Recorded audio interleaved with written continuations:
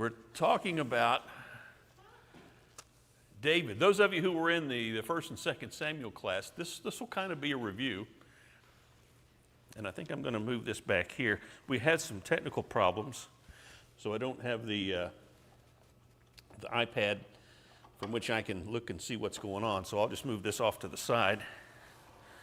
Slides nicely on the new carpet.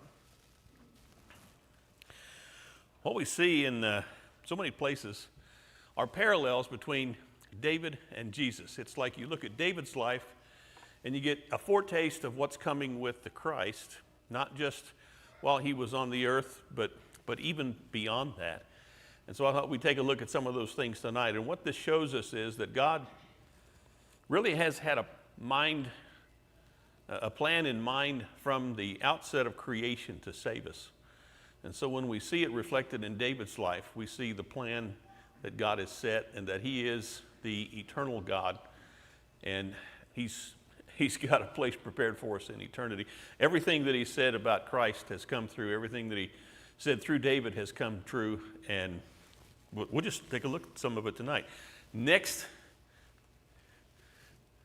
that's what we're doing, going next. All right.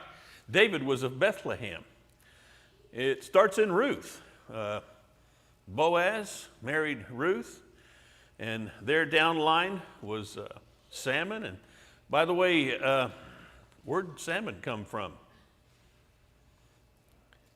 It goes back to Rahab. Rahab was in the line, and all this goes back starting at Bethlehem, where Boaz was from. And of course, we see then in 1 Samuel 16 that's where Jesse was living when Samuel was sent to him to anoint David, which we'll talk about briefly. And then, of course, next slide. And we see that Jesus was prophesied by Micah. Micah prophesied 800 years before Jesus came in the flesh. And he said that Jesus would be born in Bethlehem of Judah, Bethlehem Ephrathah, too little to be among the major tribes. That little town is the one that God chose to bring his son into the world through, and started with David. And then, of course, Matthew chapter 2, verse 1 says that's where Jesus was born. So, next, anointed of God. David was anointed of God. Samuel went into the house and he looked at Jesse's sons and he saw Eliab, the tallest, the oldest, and said, "This has surely got to be the one." And God said, "No, I'm not looking at his outer appearance. I'm looking at his heart." Saul was presently the king when David was anointed. And what do we know about Saul? But that he was the tallest one around, head and shoulders above everybody else. But God was not looking for a tall man this time. He was looking for someone who was after his own heart, and that's who David was. And then we see Jesus, and the next, called the Christ. Christ is not Jesus' last name. I know some people think that. I don't know that anybody here thinks that, but Christ is a title. The equivalent is the Hebrew word Messiah. Christ and Messiah mean exactly the same thing. Christ is a Greek word, Messiah is a Hebrew word, and they both mean anointed of God. By the way, Jesus' name, which in Hebrew would have been Joshua, Jesus is Joshua, means salvation. So when you say Jesus Christ, you're talking about salvation, the anointed of God. It's a neat way to say things. We don't have cool names like that. All of our names have meanings, but you got to look them up somewhere. Nobody knows the meanings of our names. So Jesus had a name that meant something in so many more ways than one. So, by the way, Bethlehem. What does the name Bethlehem mean? Anybody know? Anybody remember? House of bread. Isn't that a cool name for the place where Jesus would be born, who himself was the bread of life? All right, moving right along. Wilderness prep, chapter 17, 34 to 37. Now you have to go back maybe, if you don't have it memorized, if you've got the 17th chapter of 1 Samuel memorized, then you know what that's talking about. This is when David was suggesting that he be allowed to go up against Goliath. And they were looking for some kind of evidence that he was capable of doing that. And he says, "I was tending my father's sheep, and a lion came out and I killed the lion, and a bear came out and I killed the lion. And I say wilderness because I doubt that David was right around the suburbs when that happened. He was probably out in the wilderness with those sheep and killed a lion and a bear, which is where a lion and a bear would have been. So he's out in the wilderness. And of course, next slide, not next slide, but next, these things on PowerPoint are called points. Yes, there's another word for them. Yeah, I know bullets too, but when you're clicking on your PowerPoint to make these things, animations, that's what they are. It's an animation. You didn't know we were going to talk about anime tonight, did you? But there's the next one. 40 days Jesus was in the wilderness, and what happened at the end of the 40 days? He was tempted by the devil. So we see a parallel in that. There are a lot of parallels. We're just going to look at a few of them tonight between David's life and Jesus' life. But David has this time in the wilderness when he is tested, and he knows by that testing that he's ready to go beyond. And we see, I think that testing might have been as much for us as anybody, that Jesus was tested in all ways like unto we are. The lust of the flesh, the lust of the eyes, the boastful pride of life, all those things were there in the wilderness temptings of Jesus, just like they were there in the garden for Eve, and they are in our lives every single day. Next. David was envied by the unjust. Chapter 18, verse 6 through 8, we're talking about Saul. What were the young ladies singing about Saul? Saul has killed his thousands, and David his 10,000s, and Saul became envious. Now, if he'd had a godly heart, he would have said, wow, what a blessing it is to have a soldier on my team, on my army, in my army, like David, who can kill 10,000, but instead, he was jealous of the fact that these girls were singing about David killing his 10,000s and only ascribing thousands to Saul. So there was that. And then, Pilate of all people. You there, Charlie? There it goes. Charlie's helping me out because I can't do it myself, so he's pressing the buttons back there. Matthew 27, verse 18. Matthew here records that Pilate knew that Jesus had been offered up because of the envy of the Jewish leaders. That was the reason. It's interesting to me that the Holy Spirit inspires Matthew to write about Pilate, this Roman leader, that he could see through what was going on, and he knew that it was all about envy. And so David is envied and Jesus is envied. We see that evident in both of their lives, and that envy lasts throughout much of their ministry. As David was pursued by Saul, envied by Saul, Jesus was constantly envied and pursued by those who were his enemies. Next one. David was unjustly persecuted. Right after you read about Saul envying him, he makes his first attempt on David's life. He has a javelin in his hand, and David is playing the harp to try to soothe his anger, and Saul throws the javelin and nearly pins him to the wall, but David escapes. Saul will make other attempts on David's life that are both direct and indirect. He'll try to kill him himself, and he will send others to try to kill him. He'll do everything within his power to kill David, and that's exactly what we see happening with Jesus. The next one is the fact that there were those in Jewish leadership who sought to kill Jesus. I just put one text up there from John 7:25, because this is such a well-known thing, that Jesus was persecuted. At almost any page of the Gospels you open up, you'll find Jesus being confronted and contradicted and demeaned and ridiculed and mocked. And it's such an irony that the Son of God would come, do nothing but good in this world, and yet find himself an enemy of those who should have been the first to welcome him. And it's not changed much 2,000 years later. It was that way with David, and it was that way with Jesus. Next, we see David being betrayed. He was betrayed by his son. A couple of other people along the way, but primarily we think about Absalom betraying David and wresting from him the kingdom for a while. And those 3 chapters that are noted cover that time when Absalom was sitting on the throne rather than his father. And there's more behind this than just what you would see here. This is after David has sinned with Bathsheba. And some of the hardships that he suffered, he brought on himself, which would never be true of Jesus. And yet those hardships brought on situations that we see now as somewhat parallel with the life of Christ. He was betrayed, and of course Jesus was betrayed. Next we think about, of course, Judas, who would betray Christ and betray him with a kiss, and at a most crucial time in the garden. That's the truth that we know about David, and that's the truth we know about Jesus, that betrayal was a great part of what happened with them.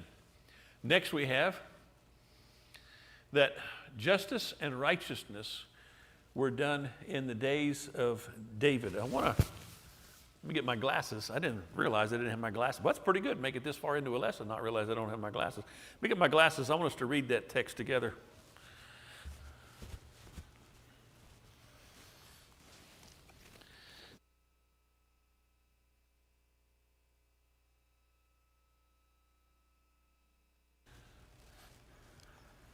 It's from 2 Samuel, and it's almost like it was planned that this would be said. 2 Samuel chapter 8 says, "So David reigned over all Israel, and David administered justice and righteousness for all his people." Isn't that what a king's supposed to do? Justice and righteousness. Who's going to be the final judge? In a sense, it won't be Jesus, because he said in John 12:48, I'm not going to judge you, but the word that I've spoken, that's what's going to be your judge in the last day. And yet we find that if the words of Christ are judging us, then it's going to be Jesus. But he makes it clear, it's not simply my personal opinion about you, but I'm telling you the standard by which you're going to be judged. And so Jesus is going to be the judge. His words will be the judge. And David, of course, is said to have administered justice and righteousness for all his people. And what more could we want?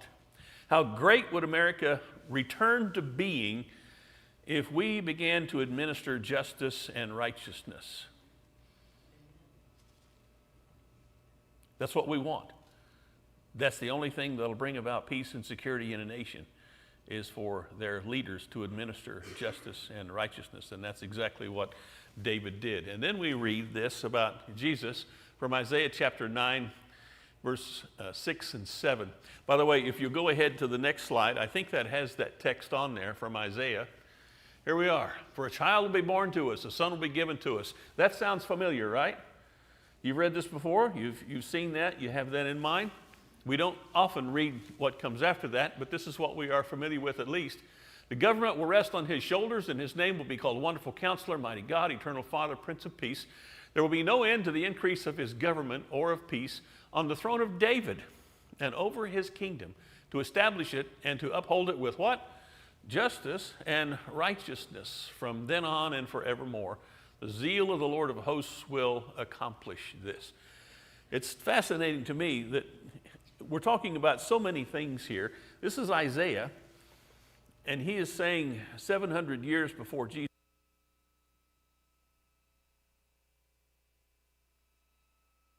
Have I lost you? Oh, there we go. I switched mics. Oh, you did? You're going on this one now? Yes, sir. All right, that's good. I'll just stay right here. You have the little lights not on anymore. It's a fun one tonight. Ain't technology great?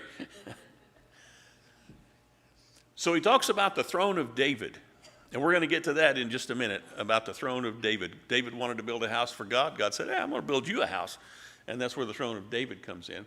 But from that throne, he's going to uphold it with justice and righteousness. Jesus even taught us. He said, seek first the kingdom of God and his righteousness. You look for that. You seek that in the way you live, the way you talk, the way you behave, the way you treat others. Seek the kingdom of God and seek his righteousness in all that you do, say, and think. Because Jesus is the one who establishes that righteousness.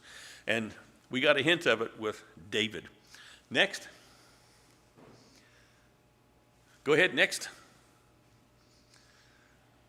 David wants to build God's ark a house. 2 Samuel chapter 7, David is in his own house. He's got a brand new house. It's a house made of cedar. Hiram, king of Tyre, came down and said, I want to bring some material, some cedar, and I want to bring my craftsmen. I want to build you a house. This is Hiram honoring David as the new king of Israel. And he builds David a wonderful house of cedar. Can you imagine what that place smelled like? Wow, that would have been great. So David is in his house, 2 Samuel chapter 7, and he's saying, I want to build a house for God. I'm here in this house. The ark of God is where? It's out there in a tent. Why is it like this? I need to rectify this. I need to build God a house. So it says, verse 3 of chapter 7, Nathan said to the king, go do all that's in your heart, for the Lord's with you. But in the same night, the word of the Lord came to Nathan, saying, go and say to my servant David, thus says the Lord, are you the one who should build me a house to dwell in? For I have not dwelt in a house since the day I brought up the sons of Israel from Egypt, even to this day. But I have been moving about in a tent, even in a tabernacle. Wherever I have gone with all the sons of Israel, did I speak a word with one of the tribes of Israel, which I commanded to shepherd my people, saying, why have you not built me a house of cedar? David's not reprimanding, or God is not reprimanding David. He's simply making the point, you know, I haven't asked for that, but you want to build me one, so here's what we're going to do. You're going to build one, but not you. Your son's going to build it, but here's what I'm going to do. And you get down to verse 11. Even from the day I commanded the judges to be over my people Israel, I will give you rest from all your enemies. The Lord also declares to you that the Lord will make a house for you. The Lord will make a house. You want to build me a house? Hey, I'm going to build you a house. What kind of a house is he talking about? He's not talking about the house that David's already living in. He's got a physical house to live in. Nice one, made out of cedar.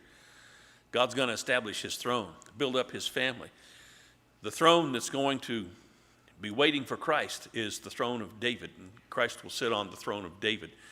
And this house that God will build for David is all about his family and his line. And Mary and Joseph were of the lineage of David, and that's how Jesus came into this world. So that's God's promise. Next. Chapter 24. God's angry with the people. And this is an interesting bit of history because through God's anger with the people, he incites David. He doesn't compel him to sin, but and the writer of Chronicles will say that this is Satan, but it's Satan doing it under the authority of God. But David wants to number the people, and this is all having to do with God being angry with the people. It doesn't say what the people were doing, but what did the people normally do? They normally went into idolatry. They mistreated one another, abused. They cheated. They did all kinds of things that people still do today, and so God was angry with them. And a part of the problem may have also been, because of the context, that they were trusting in their military power and their military might, because that's how the throne has now been established. They've gone out and they've conquered all their enemies, and the kingdom's been established through military might. And it may be that the people stopped looking to God and faith in him and started looking to military might. Whatever it might have been, God was angry with the people.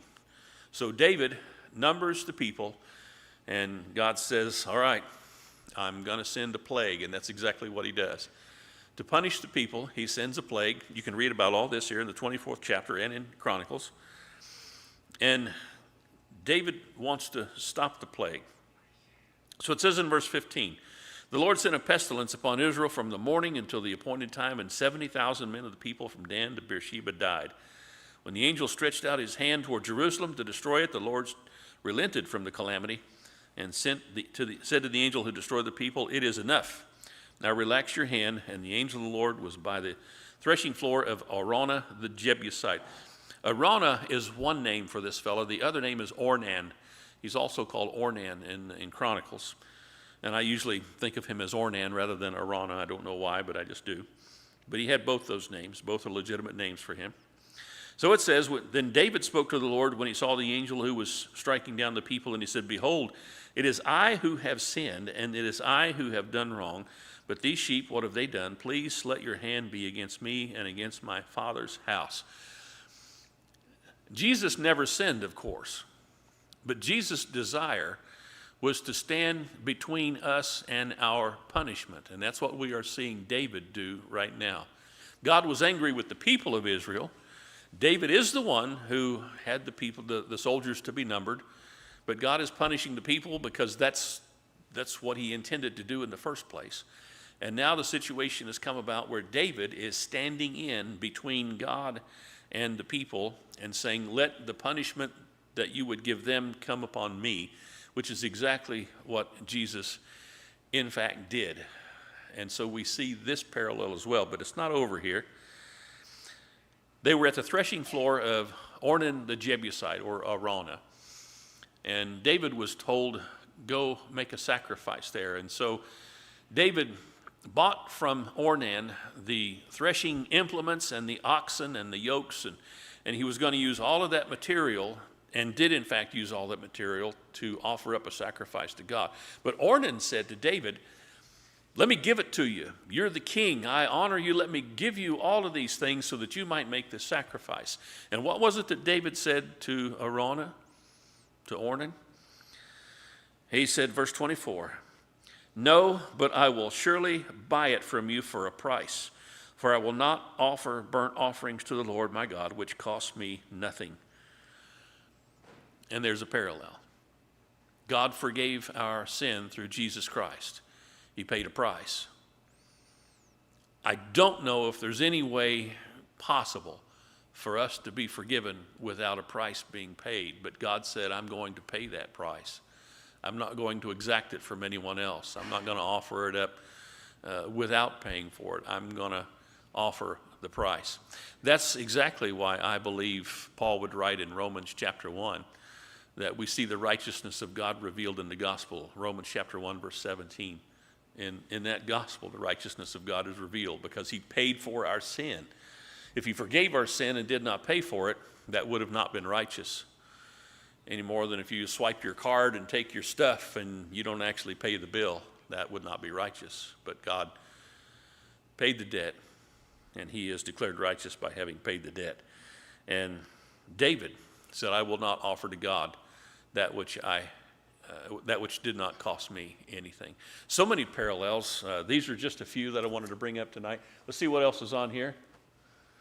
The place where David does this, where he offers up that sacrifice, that will become the site for the future temple. So when you go to Jerusalem today, and you won't see the temple, you'll see a shrine to Muhammad, the Dome of the Rock. That's on the place where David offered this sacrifice. That's the place where the temple used to sit. But of course, there is something much greater than the temple now.